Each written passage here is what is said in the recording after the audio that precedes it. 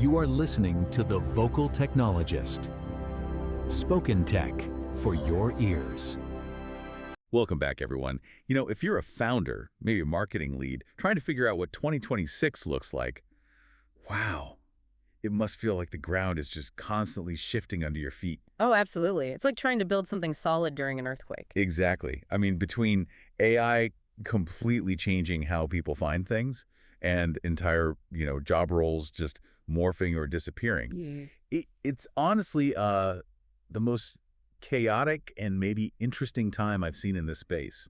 I spent all this time on the Vocal Technologist talking about change, and bam, another week, another massive shift. It really is a fundamental transformation we're seeing. And well, that's what we want to tackle today, give you a clearer path forward. We've pulled together the key thinking on everything from how AI is reshaping teams to, frankly, some really surprising shifts in how people are actually shopping. Okay, good. Let's make this practical. Yeah, think of this as your guide to navigating the next couple of years strategically. All right, so let's dive right into maybe the thorniest question, the big one. How on earth do you structure your teams, your budgets, when AI is speeding up your product cycles like crazy and changing the whole game of how you even find customers? Yeah, it makes you look at, well, basically every hire you've made in the last 5 years and ask, is this still right? Let's start there with the people. Mm-hmm. You know, for years, it was all about hyper-specialization. The SEO guru, the paid ads person, the email expert. Right, deep verticals. But what we're seeing now suggests AI is kind of collapsing those roles. There's this idea of the gen marketer. That's it. That's looking like the new standard, really. This gen marketer, they're not just deep in one channel. They're more of a generalist, but a really empowered one. They use AI tools to run campaigns end to end across product, growth, brand, all at once. Okay, so they need what's called that air-shaped skill set. Like Yeah. good at a couple of things, plus AI orchestration. Exactly. Mastery in maybe 2 core areas, and crucially, that ability to manage the AI across all those functions. It's less about doing the manual stuff deep down and more about strategy, oversight, using the tools effectively. Makes sense. Less hands-on keyboard, more conductor. But, okay, if you swap out specialists for these AI-powered generalists, Yeah. what does that do to the org chart when you're trying to scale up? Well, it flattens it significantly. The thinking is organizations built this way won't need to balloon their headcount nearly as much to grow their impact. Right, because one person can handle what maybe 3 used to. Sort of, yeah. If one person plus automation can manage that workload, you skip a lot of the complexity, the communication overhead, the cost of just adding more and more specialists. Okay, that's a massive shift in thinking about team building. Now, where do these gen marketers focus? We know buyers are changing how they look for things. They're starting in, like, ChatGPT or AI overviews, not just Google search always. How do we get seen there? Right, that's the immediate challenge. You need what you could call an LLM visibility sprint. Like now, Q4 focus. Sprint? Okay. What's the strategy? It's actually pretty straightforward at its core. Don't try to boil the ocean. Focus on optimizing the good stuff you already have. Ah, okay. Leverage existing assets. Precisely. Find your, say, 10 to 20 highest intent pages. Your pricing page, obviously, detailed use cases, comparison pages, Yeah. the things people look at when they're close to deciding. And then make them robot friendly. Basically, yes. Structure them so the AI can easily understand and summarize them accurately. Think technical hygiene, but also human trust signals. Okay, tactics. What do we actually do to those pages? All right, so clear TLDRs too long, didn't read summaries right at the top. Comprehensive FAQs are huge. Detailed comparison tables, use structured data, schema markup meticulously. Standard SEO best practices, but maybe more important now. Exactly. But here's the bit people often miss. Add trust signals, like really clearly. Publication dates, author bios, real people, citations if you're making claims. Why is that so critical for the AI? Because the data shows almost, 76%, 3/4 of the content used in AI overviews comes from URLs that were already ranking in Google's top 10. Oh, interesting. So quality and authority still matter hugely. AI isn't just scraping randomly. Not at all. It leans on established signals. And maybe the most crucial tactic, which sounds blindingly obvious, but you'd be surprised. Let me guess. Put your actual pricing on the page. Bingo. Publish clear, transparent pricing and real answers to questions. Don't hide the ball. If the AI, and let's be honest, the humans using the AI summaries can't figure out what you offer and what it costs, you're just not going to be included, period. Okay, so step 1, AI can find and understand you. Step 2, AI can buy from you. This whole agent-driven commerce thing sounds Futuristic, but maybe closer than we think. It's definitely coming into focus, especially when you look at the tech infrastructure being built. Google's pushing this thing called AP2, Agent Purchase Protocol. AP2. Yeah, it's a new open standard specifically for bots or agents to make purchases. And the key thing, over 60 big players, merchants, financial firms, think MasterCard, PayPal, they're already backing it. Whoa. Okay, so the plumbing's being laid. That means I could literally ask my phone, hey, find me the best flight and hotel to Rome for under $2,000 next month and book it. And the bot does the whole thing. That's the vision, exactly. The agent handles the negotiation, the transaction, all within the parameters you set. Right. So for us, for marketers, what does that mean now? It means you need to start thinking about agent readiness, like right now. How clean is your checkout flow? Can a bot navigate it easily? How are your products bundled? Is your product data structured so an AI can understand options and make choices? So structured data isn't just for search anymore. It's for transactions, too. Absolutely, especially for those higher intent, maybe multi-item purchases. It has to be seamless for the bot. Okay, moving from, like, the cold, hard protocols of AI buying things to the much messier world of actual human attention, which feels harder and harder to grab. But one area seems to be just exploding. Creators. Oh, it's not just growing, it's becoming central. Yeah. If you look at planned investments for 2026, creator marketing is the #1 area, ahead of AI search optimization, ahead of paid social, even gaming. Really? Ahead of AI search? That's surprising. It is, but the commitment is there. We're seeing figures like 97% of CMOs planning to increase their creator budgets next year. Wow. Okay, so this isn't just, paying a influencer for a one-off post anymore. No, we're way past that. Brands are building what they're calling creator armies. Think ongoing relationships, maybe 50 or more creators for continuous campaigns. It's becoming an always-on strategy. 50 creators, that sounds complex and expensive. Is it actually, working? Is the ROI there? The data says yes, absolutely. Yeah. When brands actively boost their creator content, put paid spend behind it, they're seeing things like 2.1 times higher click growth, 1.4 times higher sales growth compared to competitors who aren't leaning in as heavily. Okay, so it's not just reach. It's actually driving bottom line results. It's like scaling trust, almost. That's a great way to put it. Scaling trust and distribution in a way that traditional paid media is struggling to match now. All right, let's switch gears to B2B, LinkedIn. For a long time, it felt like it was just the CEO's personal blog, right? Founder-led branding. Yeah, very personality-driven. But that's maturing fast, is shifting from just the founder shouting into the void to more systematic team-run operations. Team run, how so? It's about building actual growth loops and conversion architectures on LinkedIn. Thinking about the full funnel, how does this piece of content actually lead to a conversation, a demo, revenue? It's about attribution. Making LinkedIn a predictable pipeline, not just a branding exercise. Exactly. Running it like a machine for generating demand, tracking it all the way through. And LinkedIn itself is adding tools for that. I heard about something new, ad personalization. Yeah, that's quite clever, actually. It lets you dynamically pull fields from someone's profile, their name, job title, company, directly into the ad copy itself. Like mail merge, but for LinkedIn ads. Pretty much. So you can create one campaign that spits out hundreds of slightly different personalized versions of the ad. It makes a sponsored post feel almost as targeted as a personal email.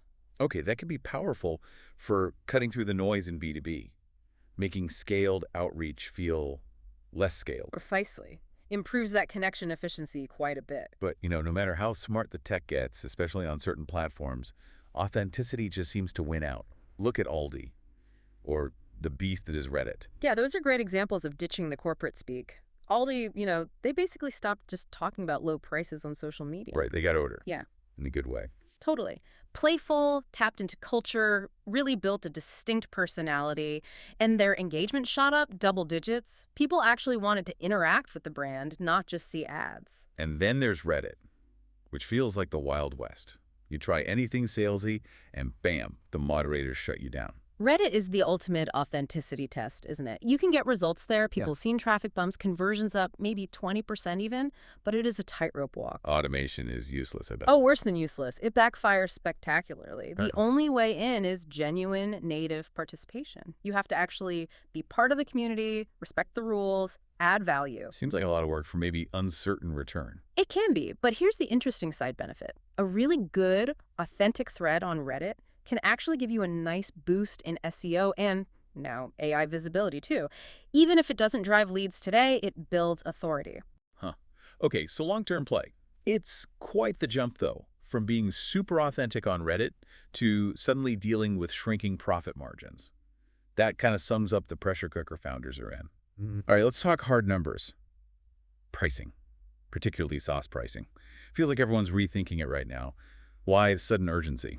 Two big things. AI costs are real and hitting the bottom line, and that's squeezing margins. The cost of running the AI models themselves. Exactly. Look at Notion. That example really woke people up. Their margins reportedly dropped by 10 percentage points. 10%.